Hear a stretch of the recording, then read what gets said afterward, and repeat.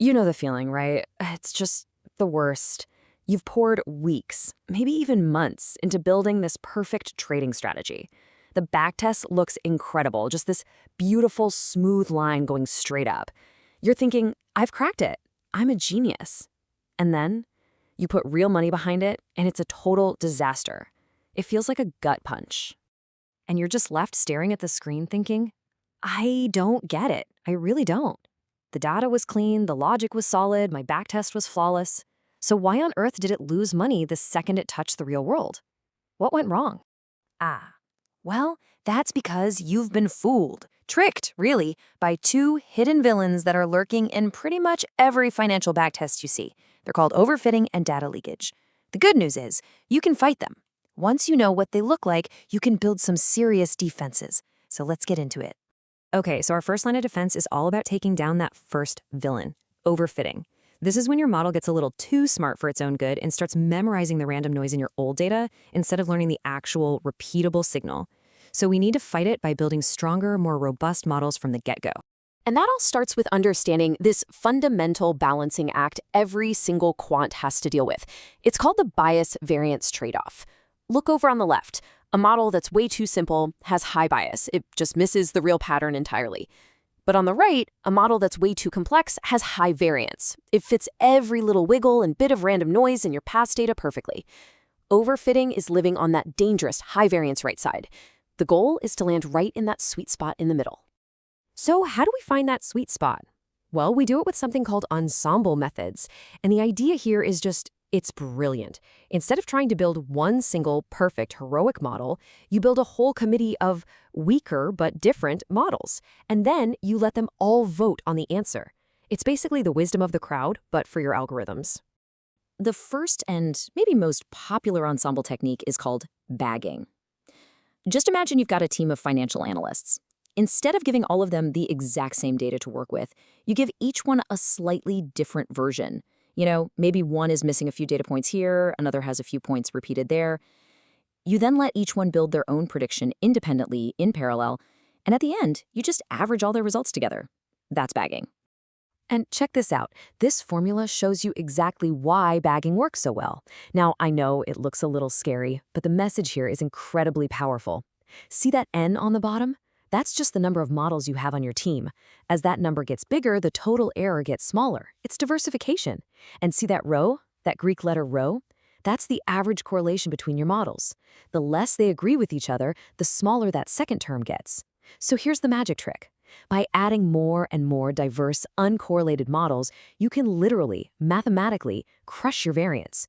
It's a total game changer. Okay, that makes a ton of sense. So a strong ensemble model is step one. But what was that second villain you mentioned? Something about data leakage? Exactly. And this is where things get really, really interesting. Because you can have the best model in the world and still fool yourself if you're testing it the wrong way. But isn't this the standard way everybody does it? You know, K-fold cross-validation. You just chop up your data into, 5 chunks. You train your model on 4 of them and test it on the one you held out. Then you just rotate which piece is the test set until you've gone through all of them. I mean, it seems perfectly logical, right? It seems logical, and that's the trap. Honestly, this is the big mind-blown moment for so many people in finance. Standard K-fold cross-validation is fundamentally broken for financial data, and the reason is leakage. You are, without realizing it, letting information from the future leak back into your training process, which makes your model look like it can predict the future. Okay, let's break down exactly why this happens. See, standard CV makes one huge fatal assumption, that all your data points are independent of each other. But in the markets, today's price is absolutely not independent of yesterday's price. There's serial correlation everywhere. But it gets worse. Our labels themselves overlap. Think about it. If your strategy is trying to predict the return over the next 10 days, then the label for today overlaps with the labels for the next 9 days. So when your training set ends on a Tuesday and your test set starts on Wednesday, you're training on information that is already contaminated by the outcome you're trying to predict. Whoa. Okay, my mind is officially a little bit blown. So if the standard way of testing is totally broken, how are we supposed to fix it? How do we test our models honestly? We fix it with this beautiful, elegant solution called Purged and Embargoed K-Fold Cross-Validation. It sounds complicated, but it's not. Let's walk through it. First, look at that test set right in the middle. The first thing we do is purge. We find any data points in our training set whose labels were created using information that overlaps in time with our test set, and we throw them out. See that little gap? We're removing those tainted data points. Second, we create an embargo. We just remove a small slice of the training data that comes immediately after the test set. This stops that serial correlation from leaking information backwards in time. What this all boils down to is this. Purging and embargoing makes sure your test is truly 100% out of sample. It's like the difference between sitting for a final exam cold versus getting to peek at the answer key the night before. This method forces your model to prove itself on data that it has genuinely, absolutely never seen before in any way, shape, or form. All right, I am feeling way more confident now. We have a robust ensemble model, and we're using a leak-proof validation method. But I feel like there's one last piece of the puzzle. How do I know why my strategy is actually working? What's the real driver? That is the million-dollar question, and it leads us to another really common trap, something called substitution effects, or what statisticians call multicollinearity. Just look at this correlation map. See all those bright yellow squares? Those are groups of features that are all highly correlated.